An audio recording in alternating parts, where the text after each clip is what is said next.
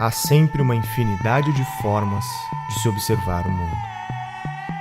Algumas dessas formas se tornam histórias, mas nem sempre essas histórias nos são contadas por aqueles que as viveram. Histórias que jamais foram vividas se tornam lendas. E por mais distante dos fatos que elas estejam, quanto mais tempo forem repetidas, mais se transformam em verdades absolutas. Durante muito tempo, o nosso passado nos foi negado. Nossas memórias foram ocultadas e nossos símbolos foram esquecidos. Uma hegemonia de pensamento se apresentou como único e suficiente e passou a permear o curso dos acontecimentos. Onde nos perdemos?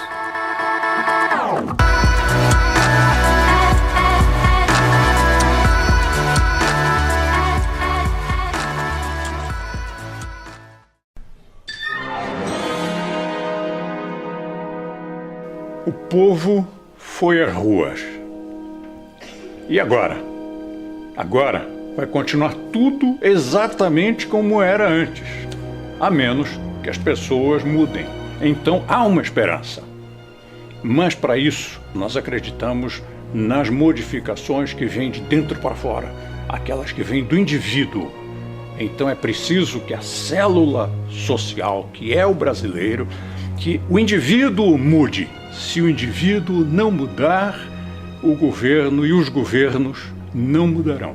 Que porta eu pego? O que ele responde? Pra onde tu quer ir? Não sei. Ah, então qualquer uma serve. Então se tu não sabe pra onde é que tu tá indo, se tu não sabe qual é o teu propósito, qualquer lugar, pra onde, não importa pra onde é que tu vai, porque se tu não consegue conectar aquilo que tu tá fazendo, pra onde é que tu tá indo com o teu propósito de vida, tu tá perdido. Há tempo atrás, certo ou errado, nós tínhamos um plano de desenvolvimento nacional. Nós tínhamos um propósito. A nossa nação tinha uma visão e um propósito para desenvolver o nosso país, que infelizmente, algum tempo atrás, se perdeu. Vou dar um exemplo da Coreia do Sul. A Coreia do Sul, há 60 anos atrás, desenvolveu um plano de desenvolvimento nacional com o propósito de tornar a Coreia um lugar que tem inovação, desenvolvimento, riqueza. E entrou governo, saiu governo, entrou ditadura, saiu ditadura, entrou em guerra, saiu de guerra. O propósito e o plano que você continuou. Para que lado devemos ir? O que temos no mundo de mais eficiente? Quais as pistas para definirmos o nosso caminho? Mesmo no mito que toda vez que você fala aonde o socialismo deu certo, e na Escandinávia, é monarquia parlamentar, de livre mercado, tem socialismo, pleura nenhuma, tem taxação, carga tributária alta. Na verdade, a Escandinávia não é socialista, não tem nada a ver com isso, eles têm um mercado muito livre, só que eles cobram muitos impostos, e todos os países escandinavos ficaram ricos com o livre mercado e depois se tornaram mais welfare state. Daí eu falei, opa, peraí, tem uma coisa estranha aqui, né? E eu estudava psicologia na época, eu estava tentando entender, poxa, o que será que tem? Será que tem alguma coisa subjacente nas sociedades que torna algumas mais ricas e algumas mais pobres? E eu descobri que é só a liberdade econômica mesmo. Se você deixa a sociedade livre para produzir e para resolver os seus problemas, eles se enriquecem. E se você tenta atrapalhar esse processo, elas empobrecem muito rapidamente. Tomamos, por exemplo, Hong Kong. No início da década de 50, parecia confirmar as previsões pessimistas feitas no final do século XX, que afirmavam que se tratava de um local não próspero e inadequado para o comércio. Quando o Sir John James, fiel discípulo de Adam Smith e economista da Escola de Manchester, definiu que Hong Kong deveria adotar os princípios do capitalismo, se recusando a impor qualquer tipo de tarifa de importação e sempre mantendo os impostos mais baixos possível, que criou as condições para o acelerado crescimento econômico vivenciado por Hong Kong. Entre 1961 e 2012, o PIB real per capita de Hong Kong cresceu 900% em apenas algumas décadas, deixando de ser uma favela a céu aberto e se tornando a economia mais livre do mundo. A sua população ganha 2,64 vezes mais do que a média mundial, tendo duplicado esse índice nos últimos 15 anos. As pessoas não fogem de Hong Kong, elas correm para Hong Kong.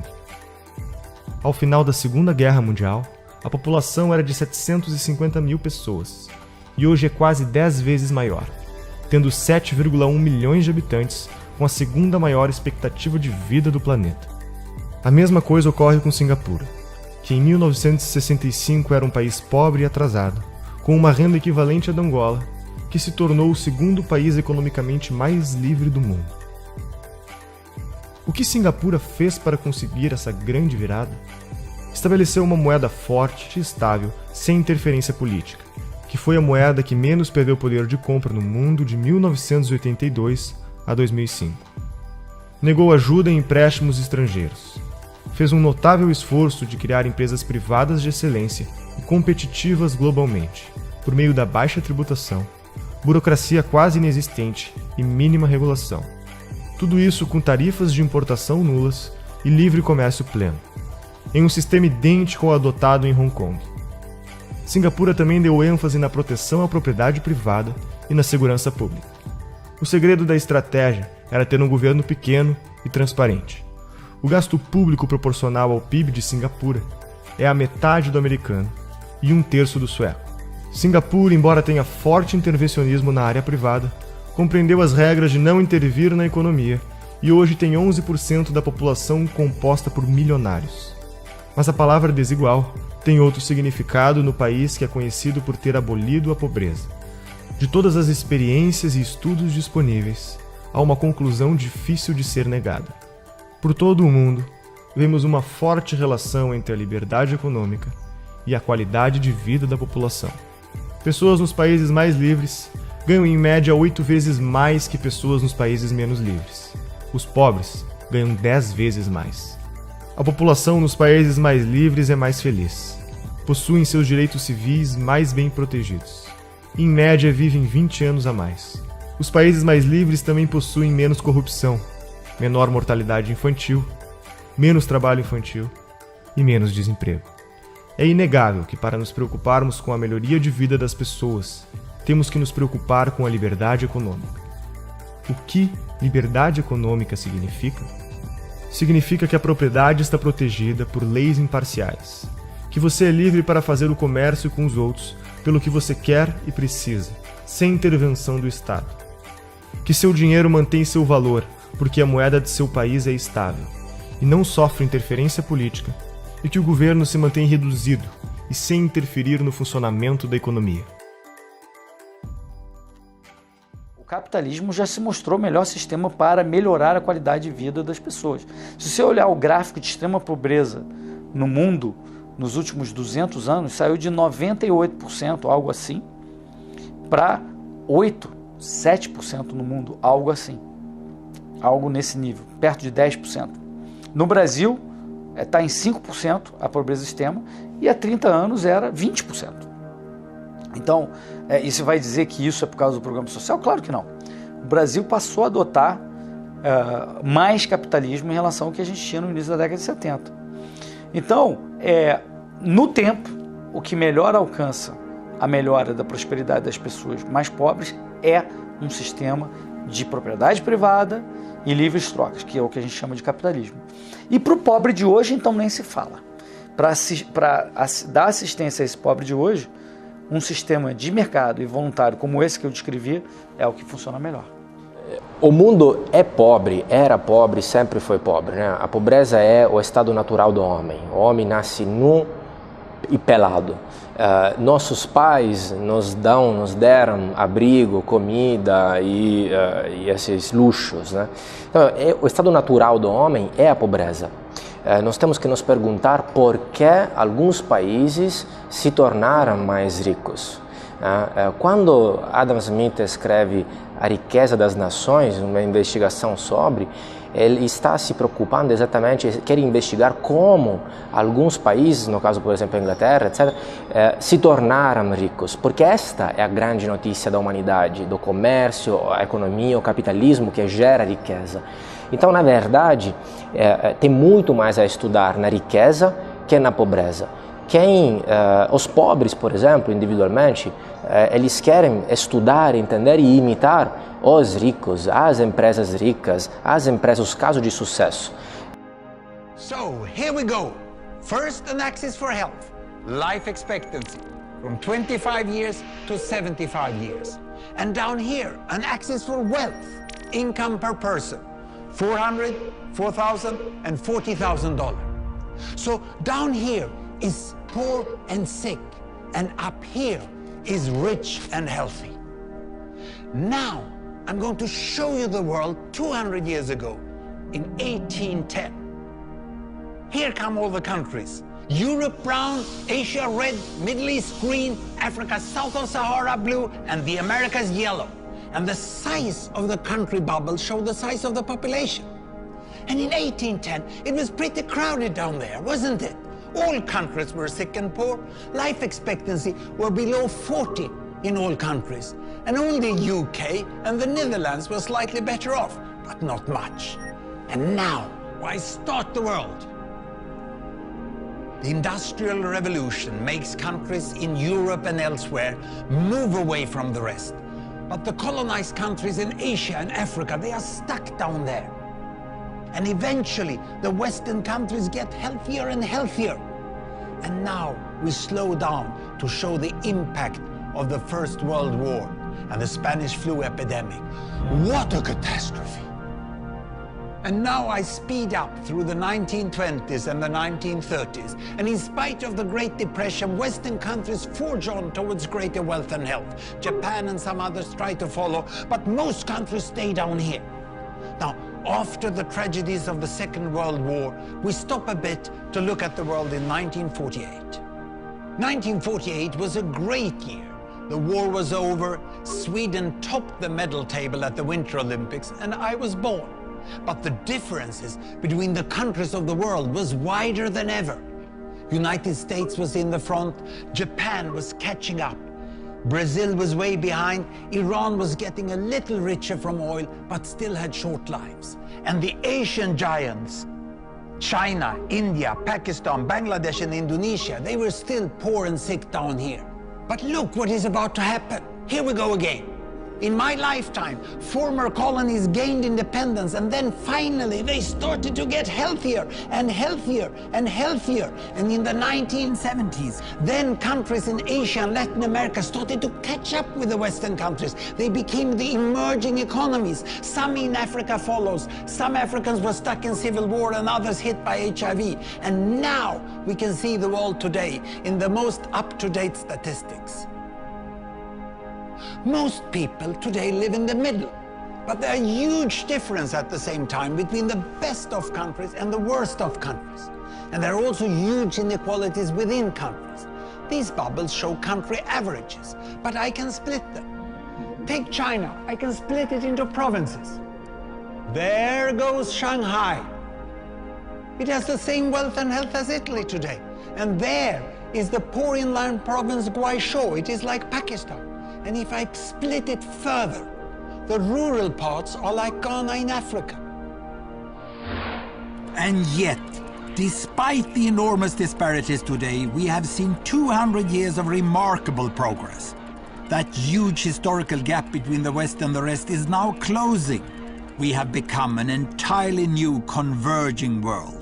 And I see a clear trend into the future. With aid, trade, green technology and peace, it's fully possible that everyone can make it to the healthy, wealthy corner. Well, what you just seen in the last few minutes is a story of 200 countries shown over 200 years and beyond. It involved plotting of 120,000 numbers.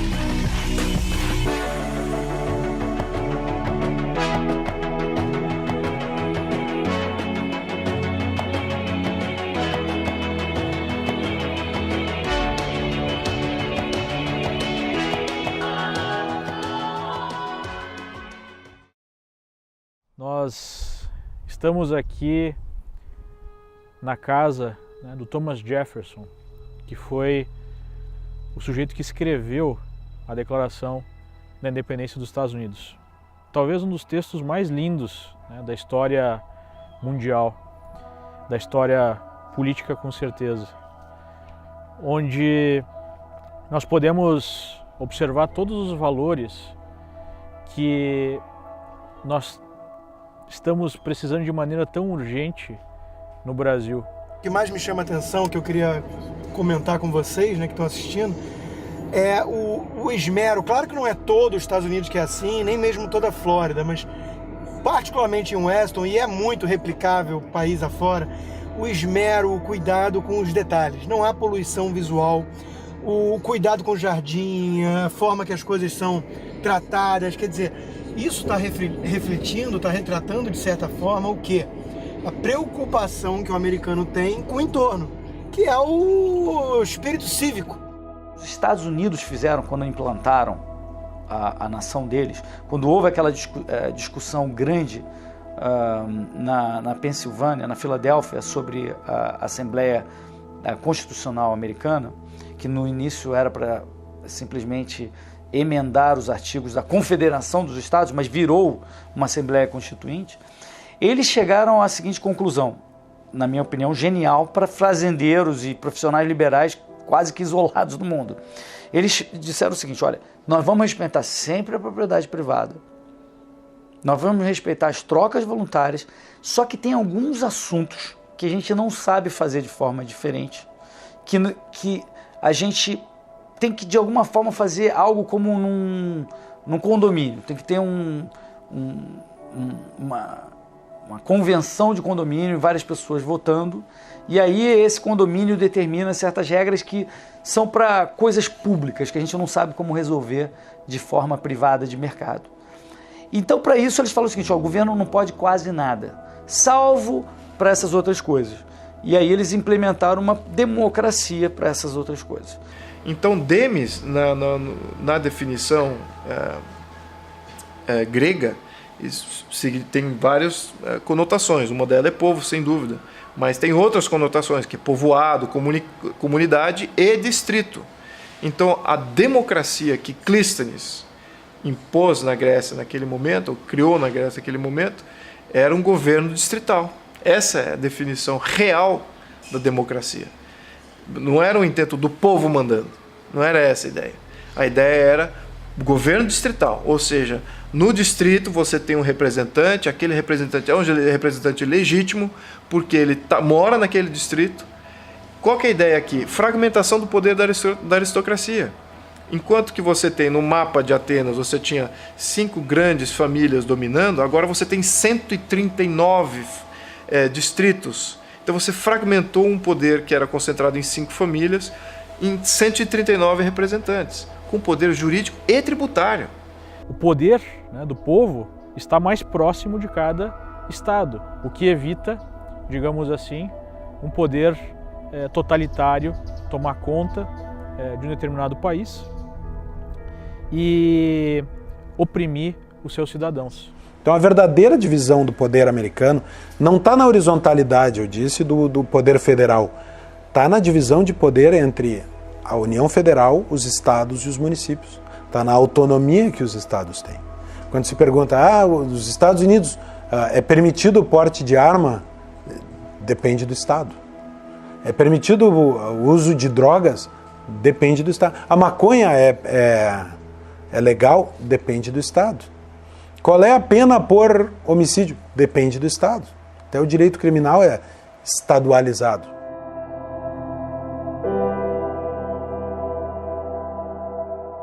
Basicamente, todo o sistema financeiro, até mesmo partindo da própria moeda, né, o valor da moeda, é baseado na confiança. Então, o nível de confiança que existe na sociedade, a certeza de que regras estabelecidas serão cumpridas, é o que facilita a negociação entre as pessoas, né? Eu só acredito que eu posso fazer um negócio e receber um pedaço de papel, porque nesse pedaço de papel está escrito que as instituições daquele país garantem o valor daquele pedaço de papel. Eu terei maior liberdade, maior confiança de fazer um negócio com uma contraparte, obviamente que, número 1, se eu tiver pessoas educadas e pessoas que cumpram, né, com a sua palavra, digamos assim, mas que eu tenha certeza que, se isso não acontecer, as instituições daquele país vão fazer com que aquilo que foi combinado seja cumprido.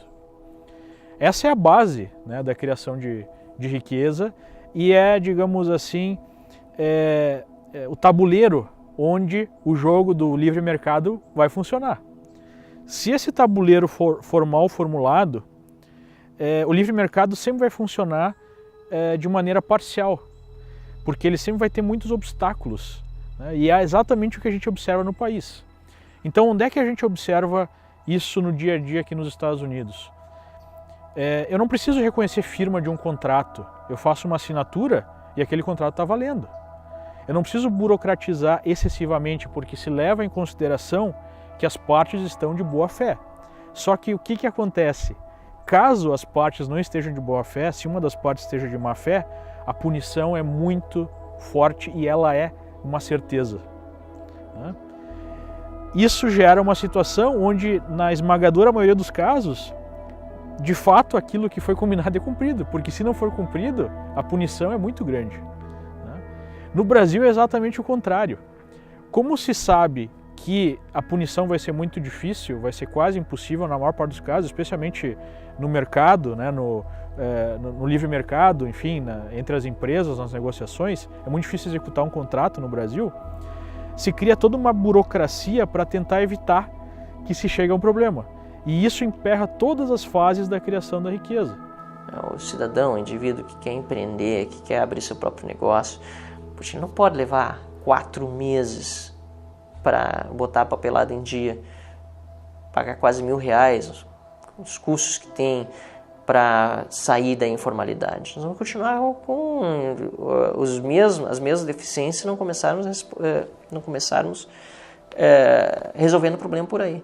E isso também depende de uma visão positiva do empreendedor, favorável ao empresário, a pessoa que cria empregos. Quem cria empregos é o empreendedor, é o empresário. O político cria cabide de emprego.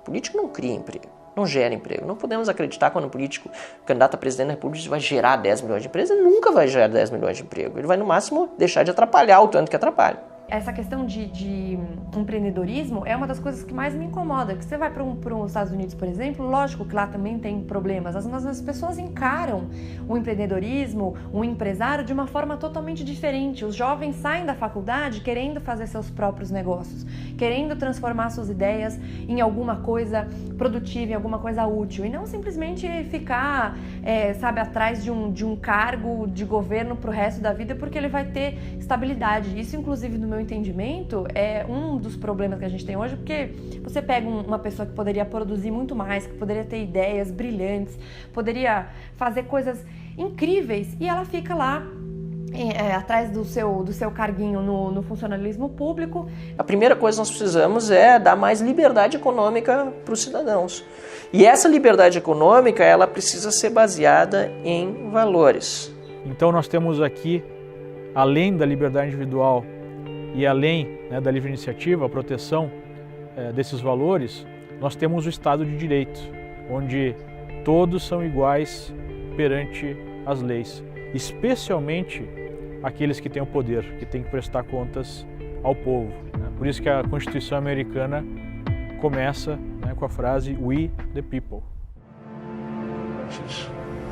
Ours was the first revolution in the history of mankind that truly reversed the course of government, and with 3 little words: we the people. We the people tell the government what to do. It doesn't tell us. We the people are the driver. The government is the car, and we decide where it should go and by what route and how fast. Almost all the world's constitutions are documents in which governments tell the people what their privileges are. Our Constitution is a document in which we, the people, tell the government what it is allowed to do. We, the people, are free. Então, o que José Bonifácio acreditava naquele ponto era o que os fundadores, exatamente os mesmos princípios que os fundadores dos Estados Unidos acreditavam, que era o liberalismo político. Vamos lembrar que, naquele ponto da história, essa ideia de capitalismo, livre mercado, não tinha sido muito bem maturado como conceito. Adam Smith, sim, já existia e já havia introjectado uma série de conceitos aí em contraposição ao mercantilismo. Ok. Só que o que precede a sustentação do capitalismo, do livre mercado, é um sistema político liberal. Então, o sistema político liberal significa o quê? As pessoas entendem que o liberalismo, ele liberta quem? Esse é que é o ponto. Ele liberta o povo. E quem que então ele limita? Ele limita o governo. Então, toda a ideia de liberalismo era de limitação de governo, limitação de poderes do governo. O governo e o Estado era quem limitava esse governo. Esse é que é o ponto. Então você tem que separar muito bem o que é Estado e o que é governo. A Constituição americana, ela é uma Constituição restritiva do poder central. A União Federal tem, de acordo com a Constituição, só o poder que a Constituição lhe dá. O resto é dos Estados. Então, o que não está expressamente dito que é da União Federal é dos Estados. Embora essa regra esteja sendo flexibilizada e cada vez mais diminuída. E isso explica também o crescimento do governo dos Estados Unidos e por que é que os Estados Unidos têm deixado de ser a referência de liberdade que sempre foram. Aumento de impostos, enfim, toda aquela situação que nós já vivemos no Brasil está sendo observada aqui nos Estados Unidos.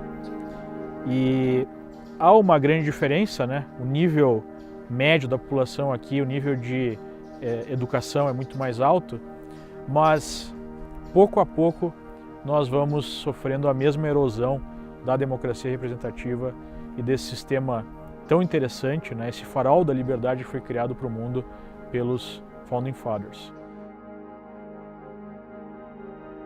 O mais importante na discussão é que tipo de governo nós queremos e por que nós temos um governo. A gente precisa se dar conta de que não existe almoço grátis, que o Friedman diria. Não existe da mesma forma ganho de liberdade com um governo maior. Pelo contrário, aumentando o governo, pedindo mais governo, nós vamos perder em liberdade. Nós vamos aumentar a burocracia, nós vamos ter mais problemas para criar riqueza. Não podemos cair na conversa de políticos de que haverá distribuição de renda se é prejudicado quem cria riqueza. Só olha o Uber. A gente tinha esse sistema do táxi que todo mundo pensava, bom, mas poxa, como é que a gente vai fazer transporte sem uma coisa centralizada e tal, e tem que ser protegido, porque e daí qualquer pessoa vai poder pegar uma carona? Isso não vai funcionar nunca. E daí vem um aplicativo simples, uma ideia simples que se dissemina, emprega milhares de pessoas, facilita o transporte com um monte de gente, baixa custos, aumenta a segurança, porque agora você pode pegar um transporte mais seguro ao invés de ficar no transporte coletivo, para quem pode pagar. Muda todo o mercado, revoluciona a coisa e obviamente também incomoda todas as estruturas de poder, esse status quo que já existia dessas grandes indústrias, do táxi, do aluguel, tudo mais, os políticos que estavam associados. E a gente consegue fazer esse contraste entre esse sistema que hoje a gente olha como já uma coisa meio até velha, que é os táxis, e ver o sistema do Uber, que é uma mudança tão grande, que é simplesmente liberalismo econômico. O empreendedorismo é uma vocação, não é simplesmente uma busca do lucro, não é simplesmente ganhar dinheiro por ganhar dinheiro, amor a... Não. Pelo contrário, as pessoas quando dizem que o Bill Gates é um milionário e aí muitas vezes falam, não, mas ele faz muita caridade, tentam, né, por esse lado demonstrar que ele tem coração também, e realmente tem, pelos projetos sociais fantásticos, vários deles que ele desempenha, que ele desenvolve na África, por exemplo. Mas não é só isso, as pessoas têm que ter noção que os bilhões de dólares que ele tem não estão numa conta bancária. Onde é que estão os bilhões de dólares do Bill Gates? Alguma parte realmente ele tem no banco, mas outra grande parte está em patrimônio, está em ações, está em várias atividades empresariais, empreendedoras que ele tem e que estão a serviço das pessoas. As propriedades dele cumprem uma função social inerente à atividade do empreendedor. Aquilo que diz a Constituição sobre a função social da propriedade, que muitos de nós combatemos, porque de fato é utilizado nas cortes muitas vezes para desapropriar áreas de terra para supostamente fazer reforma agrária. A gente sabe que muitas vezes não dá certo, inclusive porque muitos depois revendem essas áreas, fazem justamente aquilo que não deveriam fazer. Mas se nós formos olhar ao pé da letra o que quer dizer função social da propriedade, não está errada a Constituição, porque toda propriedade já cumpre sua função social. Porque a minha propriedade cumpre uma função social, sobretudo se eu sou empreendedor, de deixá-la à disposição do meu próximo, de outros indivíduos. Sou a favor de um Estado enxuto, tanto na economia como na repressão, e penso que mesmo aqueles que são tomados como capitalistas no Brasil, na verdade não são capitalistas porque eles vivem muito do dinheiro público. Então você vê os grandes empresários adoram um financiamento do BNDES, né? Você vê pesquisadores que muitas vezes se apresentam como de direita, mas têm bolsas de órgãos públicos. Então eu acho que essa mentalidade tão dependente do Estado, ela precisa ser revista. Até para que nós tenhamos uma verdadeira livre concorrência. No Brasil hoje não tem livre concorrência, porque não dá para você concorrer livremente com um concorrente que tem algum tipo de isenção de impostos quando você não tem, né? Ou com um concorrente que tem dinheiro do BNDES quando você não tem. E muitas vezes essas pessoas se apresentam como capitalistas, como defensoras da iniciativa privada. Desculpa, iniciativa privada é risco. Então eu sou favorável àqueles que tomam risco. Toma risco. Vai ganhar dinheiro, vai produzir riqueza para o país, vai dar emprego, vai recolher tributo no risco. Porque se ele tem financiamento público, ele já não tem mais o meu, digamos assim, a minha admiração.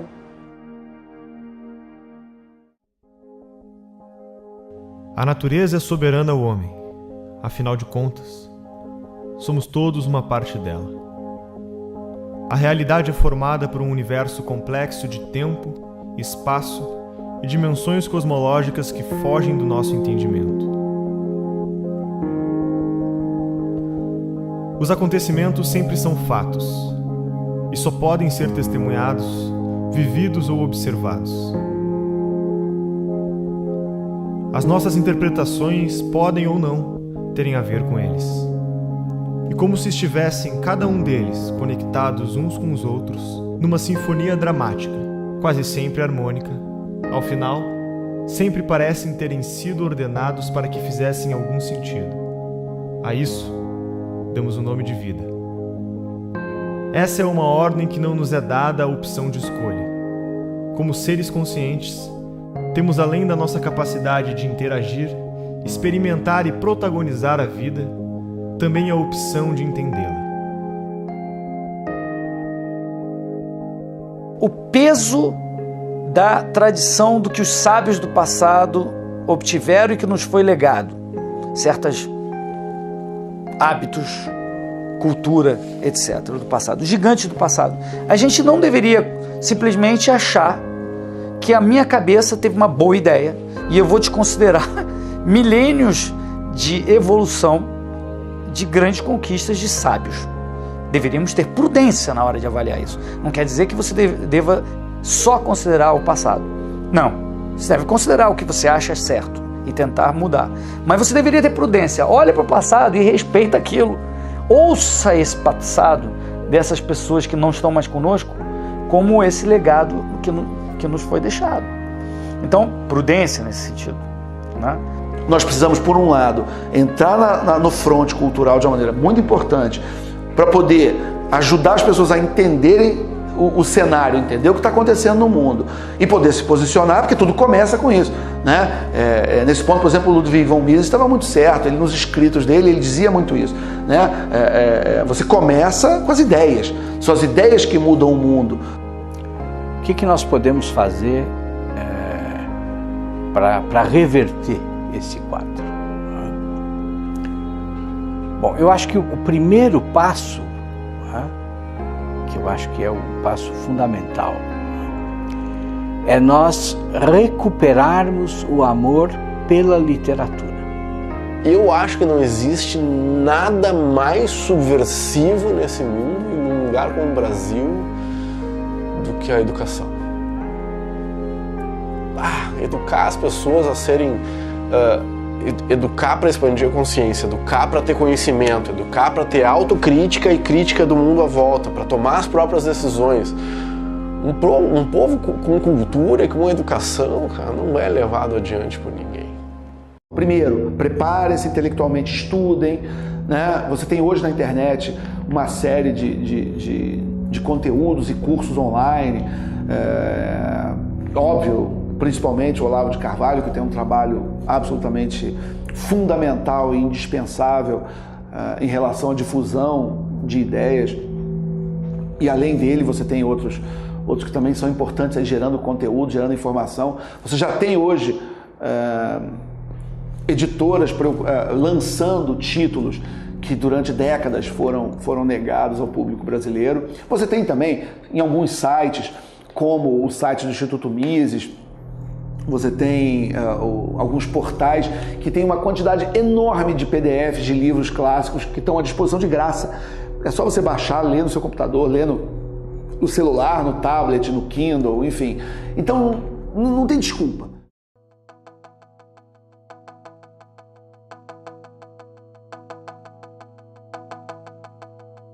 Ele torna obrigatória a fixação em todas as salas de aula do ensino fundamental e do ensino médio de um cartaz com os deveres do professor.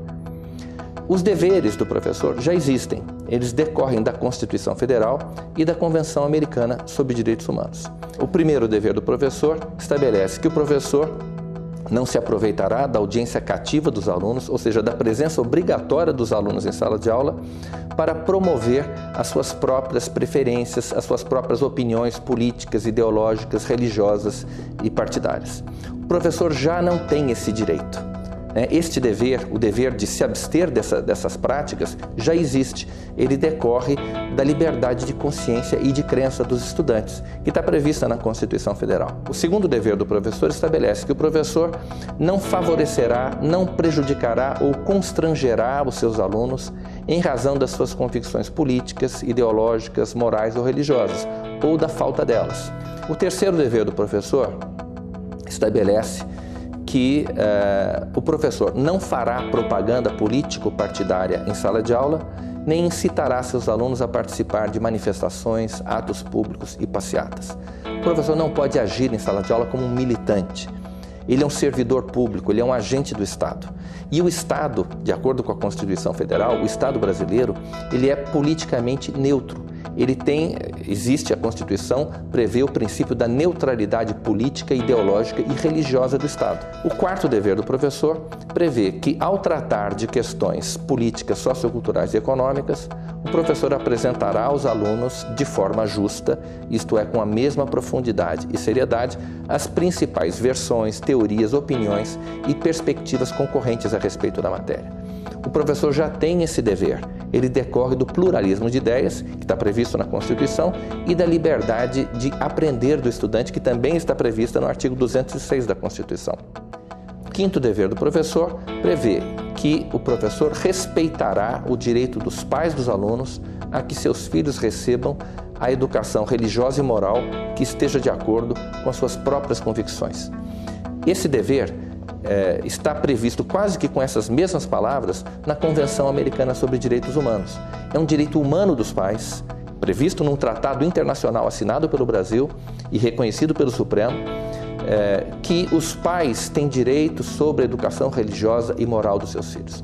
Nenhum professor pode reivindicar o direito de transmitir aos filhos dos outros os seus próprios valores e as suas próprias crenças religiosas e morais. Enfim, basicamente é isso. E o sexto dever do professor diz que o professor, como sendo ele uma autoridade dentro da sala de aula, ele está obrigado a impedir que aqueles direitos que decorrem desses deveres, os 5 deveres que eu acabei de enumerar, sejam violados pela ação de terceiros ou também de alunos dentro da sala de aula. O ensino obrigatório é uma enorme intervenção estatal na vida dos indivíduos e das famílias. O que o projeto faz é apenas explicitar os marcos jurídicos dessa intervenção. Para quê? Para que os agentes do Estado, aqueles que efetivamente intervêm na prática, na vida das pessoas, na vida das famílias, não abusem do poder que têm. Então, ao contrário do que se diz, o nosso projeto não é uma intervenção estatal na vida privada. Ele apenas limita ou explicita os limites da intervenção estatal na educação obrigatória, no ensino obrigatório, sobre a vida das famílias e dos indivíduos. O ideal, me parece, seria que cada escola tivesse a liberdade de, a partir de um currículo mínimo, dar essa educação como quisesse e bem entendesse.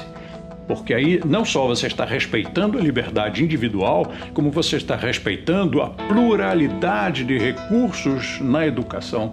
E aqueles recursos que fossem melhores, ao longo dos anos iriam se impor como uma universidade que tivesse melhores resultados. Imagine se uma faculdade, uma universidade no Brasil começasse a produzir prêmios Nobel. É claro que as outras universidades e o povo em geral, todos respeitassem essa instituição de ensino como sendo competente. Vamos pegar aí alguns exemplos de grandes veículos de comunicação e vamos tentar estabelecer uma diferença entre eles. Qual a diferença do Globo, da Folha de São Paulo e do Estadão? Qual a diferença da Globo News em relação a esses três? Não existe diferença nenhuma. Seja nas notícias que são divulgadas, seja na estética da forma como essas notícias são divulgadas, seja no vocabulário utilizado pelos jornalistas que trabalham nessas casas, eles vendem todos um padrão de notícia.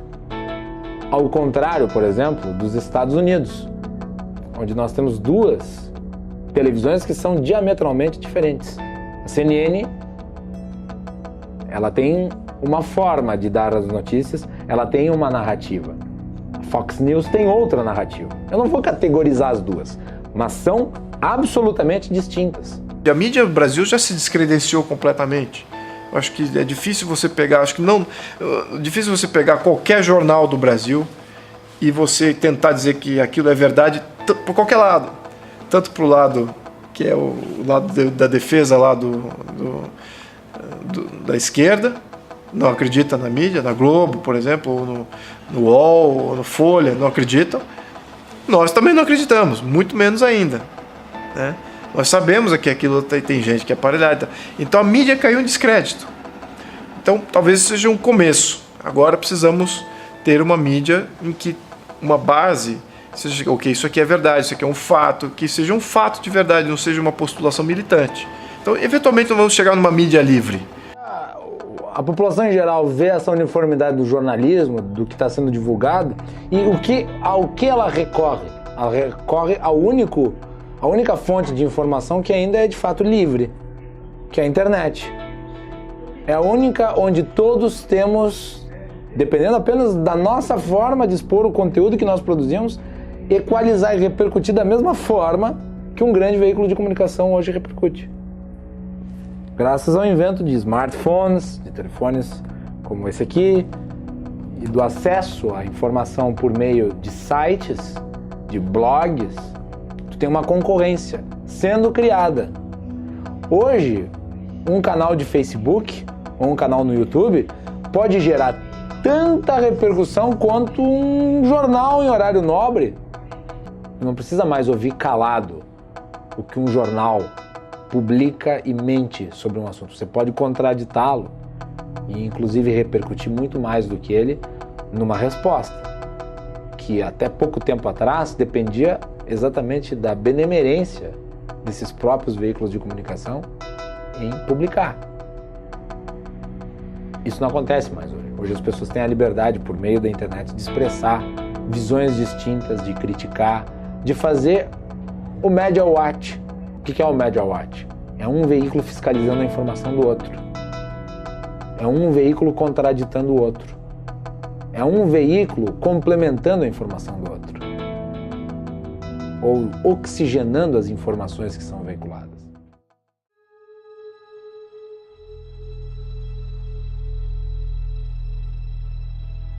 Na Constituição, com esse arranjo, basta tomar a presidência da República para tomar um aparato estatal gigantesco e dominar os outros dois poderes.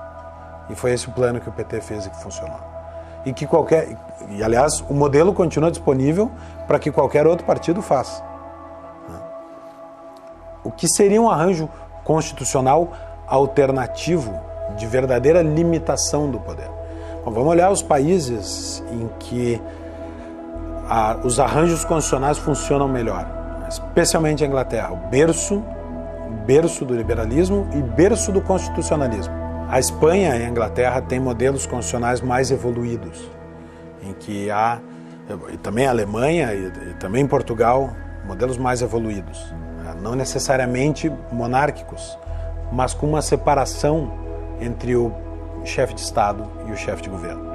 É como se fosse um triângulo em que no topo da pirâmide, na primeira parte, né, da pirâmide, primeiro terço, eu tenho um nível de poderes supremos, né? No caso da Espanha, da Inglaterra, o rei e o Tribunal Constitucional. No caso de Portugal ou da Alemanha, o presidente da República e um Tribunal Constitucional. No nível intermediário, eu tenho aí um chefe de governo, é um primeiro-ministro, e o parlamento. E no terço de baixo, eu tenho a administração pública e o poder judiciário. Olha essa separação, especialmente do lado de cá, que eu tenho um chefe de Estado, um chefe de governo e a administração pública como poderes diferentes. Por quê? Porque o chefe de Estado, a ele toca responder pelos valores supremos da nação. Vida, liberdade, propriedade, igualdade perante a lei, democracia, a defesa da paz, a chefia das Forças Armadas, a cabeça das relações internacionais, que são supra-ideológicas, estão acima da disputa ideológica dos partidos. Isso tem que estar na mão de um chefe de Estado, que é eleito para exercer esta função ou a recebe de seus antepassados, como no caso da monarquia, né, hereditariamente. Mas vamos com uma república. A Alemanha, por exemplo, se elege um presidente da república para ser o chefe da nação, protegendo seus valores supremos. Abaixo dele, um primeiro-ministro, como Portugal, primeiro-ministro, este sim é eleito ideologicamente. Ele é eleito por um partido para aplicar um determinado programa de governo. Ele é eleito por uma maioria e ele representa a vontade transitória de uma maioria. As preferências temporais de uma maioria momentânea, que amanhã pode se desfazer e trocar de lado no pêndulo tradicional da política. Esse primeiro-ministro não nomeia juízes da Suprema Corte, porque ele é eleito ideologicamente e a Suprema Corte está lá em cima, onde não é o espaço da ideologia, é o espaço da neutralidade ideológica. Nessa metade do triângulo eu tenho o parlamento e o primeiro-ministro, estes sim ideológicos, estes sim eleitos para fazer política. Lá em cima não, lá em cima eu tenho poderes neutros ideologicamente, aqui é o campo da ideologia. E no campo de baixo, que também não é o campo da ideologia, eu tenho a administração pública e o poder judiciário. Aqui é o campo da imparcialidade. A administração pública tem que atender o cidadão, não fazer política pública. A administração pública como um poder separado significa que o primeiro-ministro ou o presidente da República não vai nomear um apadrinhado político seu para ser o diretor do hospital, o chefe do posto de saúde, o presidente dos Correios, para uma estatal como a Petrobras. Eu tenho um projeto independente do projeto ideológico. Então, essa separação de poderes, aqui eu tenho o campo da imparcialidade, eu tenho a administração pública e o poder judiciário. O que é o poder judiciário, se não um serviço de solução de lides e administração da justiça, que deve estar no campo da imparcialidade, separado do Supremo Tribunal, que faz o controle de constitucionalidade. A gente chama de janela de Overton, a janela em que o debate público hoje se concentra. Então você tem, por exemplo, numa questão como educação, você tem a janela concentrada hoje numa questão do que é mais aceitável em determinado no debate político. E o papel do Instituto Mises Brasil é puxar o debate para o mais possível, o mais longe possível da visão estatista, mais próximo possível do ideal radical de liberdade. Então a gente puxa o debate, a gente muda o eixo do que é aceitável para a grande opinião pública, a gente contraria os paradigmas que a sociedade brasileira tem em relação ao que o Estado é, e a gente desafia as pessoas a pensarem diferente. Então a gente puxa o debate para a ideia radical de liberdade. Esse é o nosso papel hoje. E a gente puxando o debate para a janela radical, a janela de discussão acaba se movendo, porque a gente traz todo o eixo mais próximo da liberdade. E é nesse papel que entra os atores que o Mises Brasil influencia. Sejam eles ativistas, sejam eles teóricos voltados para políticas práticas, sejam o cidadão comum na sua profissão, todos eles acabam sendo impactados por essa mudança no eixo. Eles acabam entendendo e incluindo uma visão ainda mais liberal no que é aceitável como debate, até que ele acaba sendo interessante, até que ele acaba sendo mais aceitável e até que ele se torna inevitável. E é assim que a gente acredita que as transformações sociais ocorrem, e é por isso que às vezes governos que são de esquerda, como o governo Dilma, acaba tendo que recorrer à privatização, ou até o governo FHC. Não é porque eles gostam, é porque o debate se puxou tanto para o lado que a ideia não é mais uma questão de ser aceitável ou não o debate, é uma questão de que aquela iniciativa é inevitável. Se tivesse um presidente liberal, se tivesse uma bancada razoável liberal no Congresso, mas se continuasse tendo todos os problemas que o Brasil tem hoje, o que você faria primeiro? É quase impossível responder o que você faria primeiro. Para a gente entender esse conceito e essa discussão, eu acho que a gente tem que falar sobre viabilidade política. O que é a viabilidade política? Cada ideia, cada projeto tem um senso na sociedade de viabilidade política daquela ideia. Tem ideias que estão maduras, que estão prontas a serem discutidas, eventualmente implementadas, e tem ideias que são impossíveis. Para as pessoas, isso jamais vai acontecer naquele momento. Tudo isso pode mudar, é dinâmico. Os liberais deveriam estar focados naquelas ideias que estão já com a possibilidade de viabilidade política próxima e tentar empurrar aquelas ideias, né? Aquelas que estão...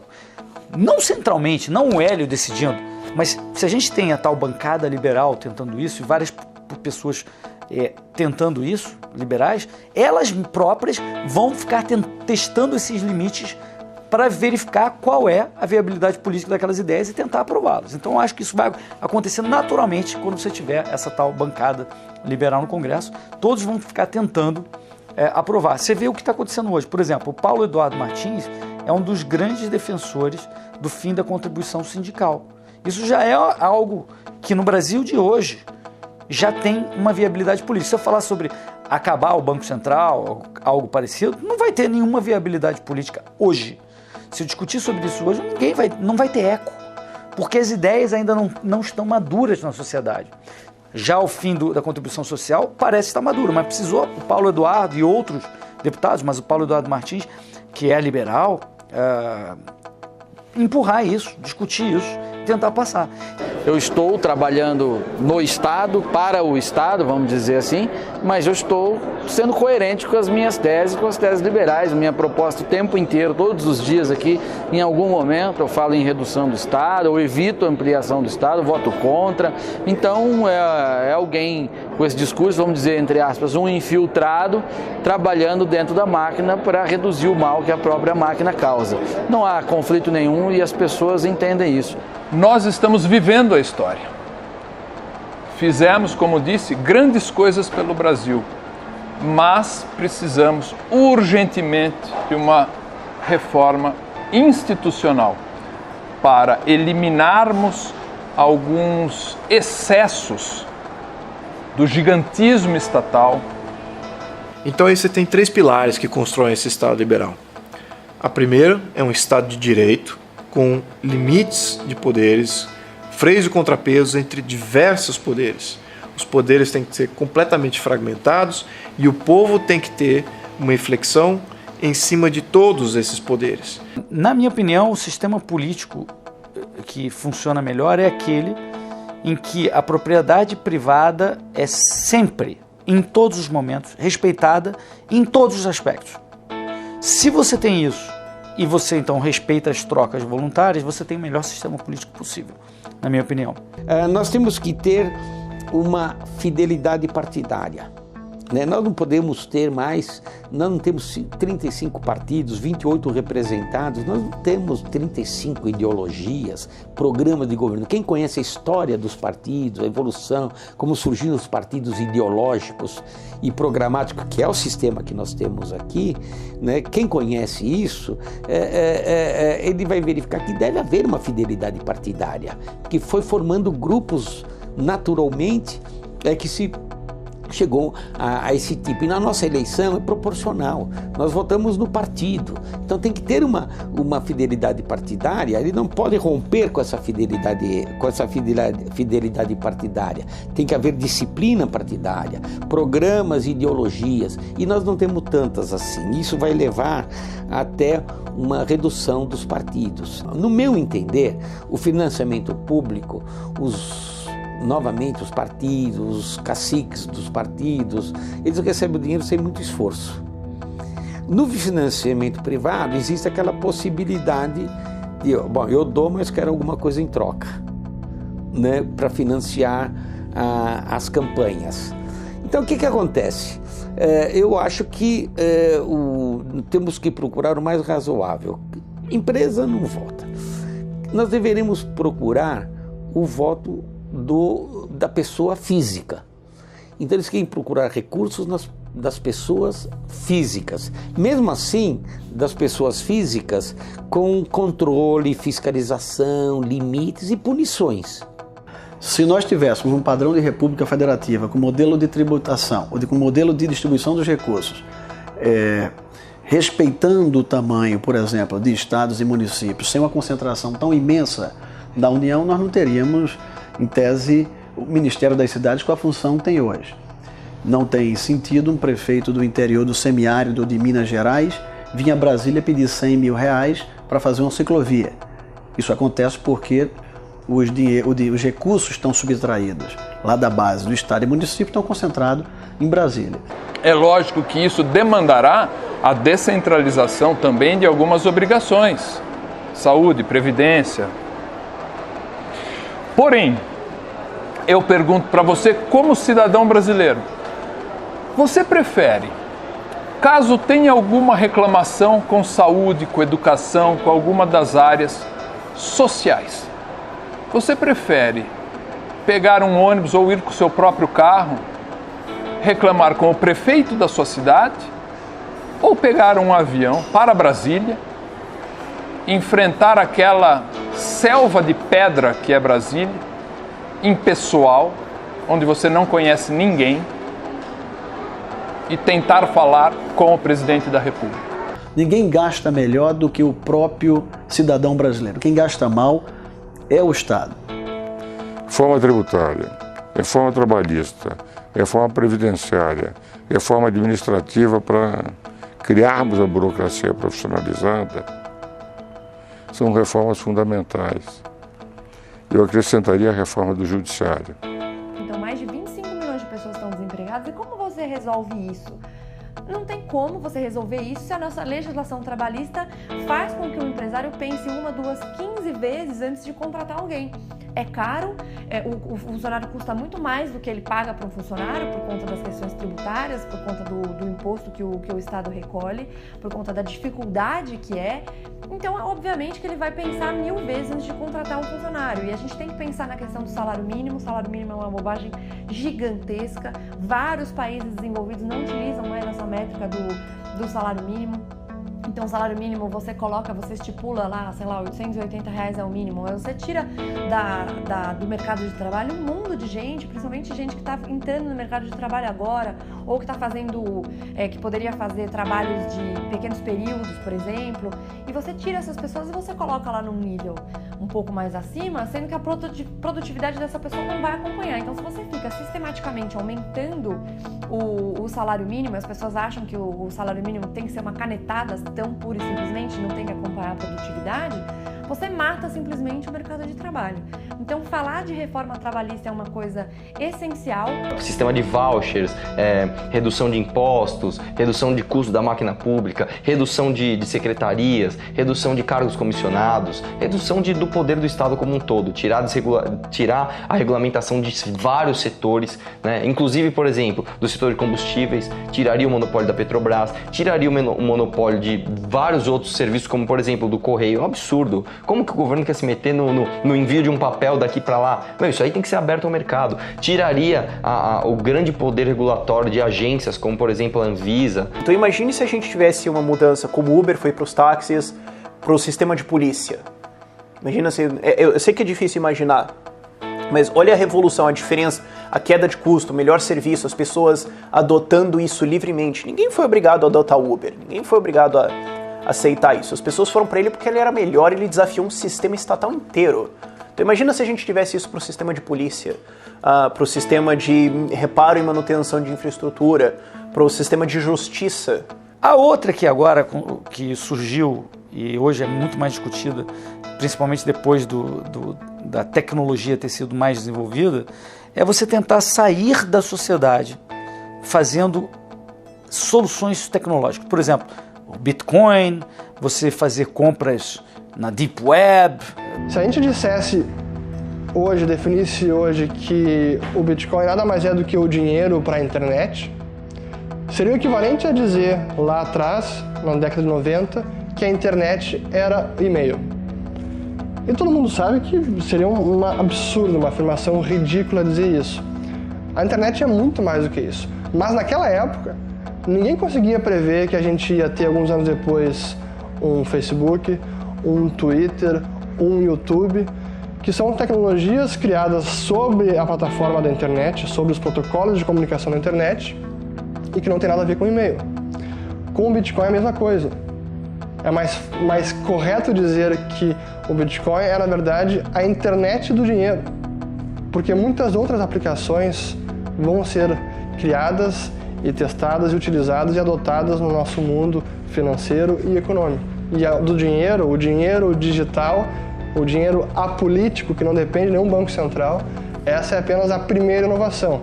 Na minha opinião, das mais importantes e realmente transformadoras, mas não vai ser a única, é apenas a primeira. Aí você vai me perguntar, mas como é que isso pode acontecer? Pode acontecer de várias formas. Pode ter uma Constituição que garanta isso, pode ter um sistema de governo descentralizado, em que esse governo nem chega a ser monopolista. Mas eu nem sei se existe mais essa Constituição. Nós estamos com 93 emendas. 93 emendas. E ontem já foi aprovado em segundo turno na Câmara, provavelmente a 94ª emenda. Uma Constituição com 93, 94 emendas e mais as propostas que vêm por aí de reforma, querem reformar tudo. Será que é a mesma Constituição? Resta mudar a Constituição. A solução seria uma nova Constituição. Agora, imagina o seguinte, se nós tivermos uma Constituição liberal, um Estado liberal, nós podemos nos dar ao luxo que a Suécia dá, de eleger um governo socialista. Por quê? Porque a Constituição liberal já cria limites. Lembra que quem é liberal, quando você é uma Constituição liberal, significa quem está livre é o povo, quem está limitado é o governo e o Estado. Se você tem um governo e Estado limitado, você pode até eleger um socialista, mas ele vai ter uma força política limitada. Esse é que é o ponto. Então, para nós evoluirmos como país, nós precisamos nos desvencilhar dessa Constituição intromissora, socialista que nós temos, e temos que absorver e temos que ter uma Constituição liberal, para que nós não tenhamos mais o risco de totalitarismo no Brasil. Todas essas reformas, eu acho que elas, normalmente por aí, elas são submetidas a um plebiscito ou a um referendo no final. Eu acho que para o Brasil, diante da nossa situação e diante da nossa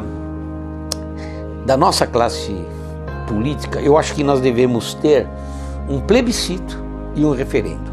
Como? O plebiscito, o povo vai aprovar né, por exemplo, o sistema de governo, e depois um referendo para aprovar esse sistema já acabado. O número 1 é você fazer com que todos os movimentos políticos concordem, que é isso que precisamos. Temos que ter um objetivo comum e diferentes agentes trabalhando de diferentes maneiras para atingir esse objetivo comum, da maneira que de bem couber e de uma maneira fluida.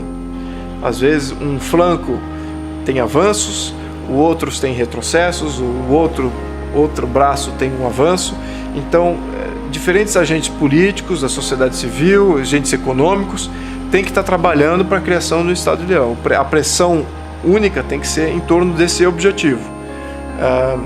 Cabe a nós definir bem esses detalhes, né?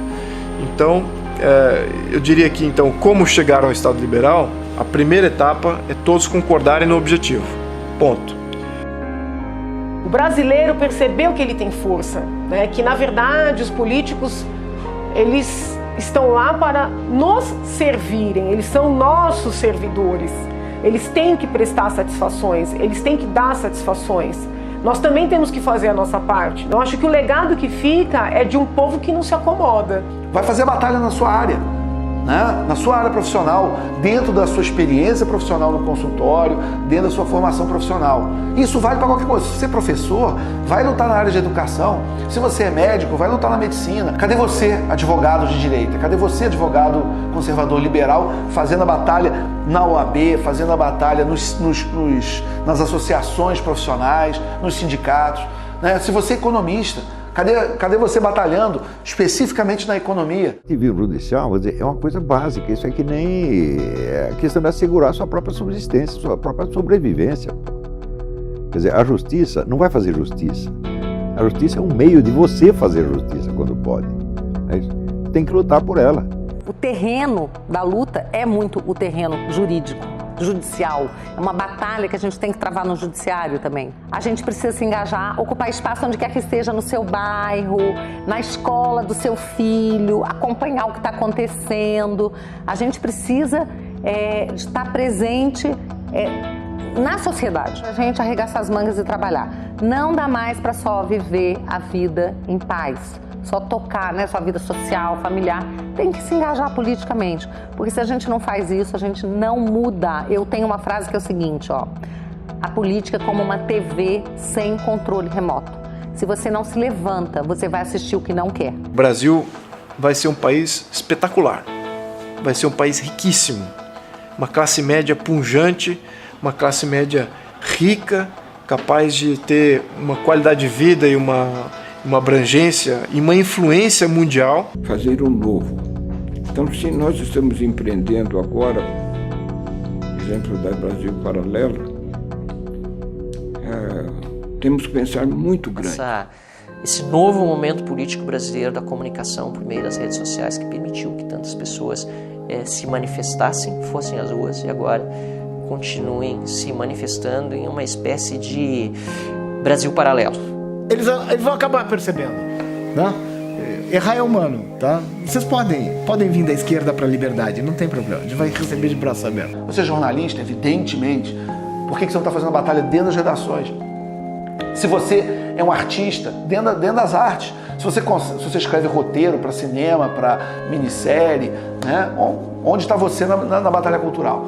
Então, se você não quer participar da batalha cultural, mas você entende a importância dela, você entende o tamanho dos problemas que o Brasil e o mundo e o Ocidente estão passando nesse momento, que é um momento complicado da história, e você tem algum recurso financeiro que você possa ajudar, ajude, bota a mão no bolso.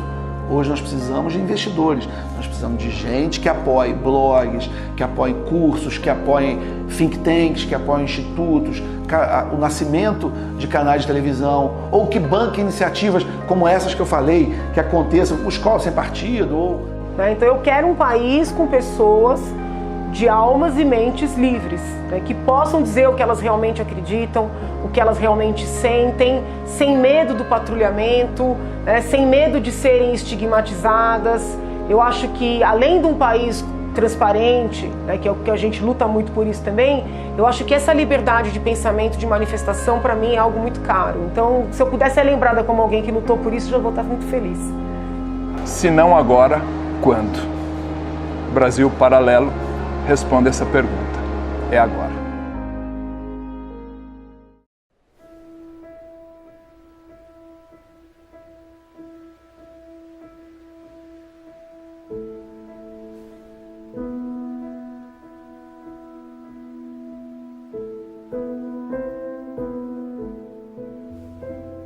Quando acendemos as luzes que apontam para os sábios do passado, para o início dos tempos, percebemos que herdamos algo bom. Como linhas paralelas, a vontade e o desejo partem cada um de um ponto, mas para onde vão diferem. Diferente do desejo, a vontade é lúcida, perseverante e duradoura. Entende que o legado humano reverbera através dos séculos, e assim como o coração que sustenta nossas vidas, essa sustenta a vida de toda a humanidade. A vontade do indivíduo se impõe, e mostra que, ao contrário do que afirmam ditadores e supostos intelectuais, nós não somos escravos do meio. A vida pode nos desgastar ou nos afiar, mas isso depende do aço de que somos feitos.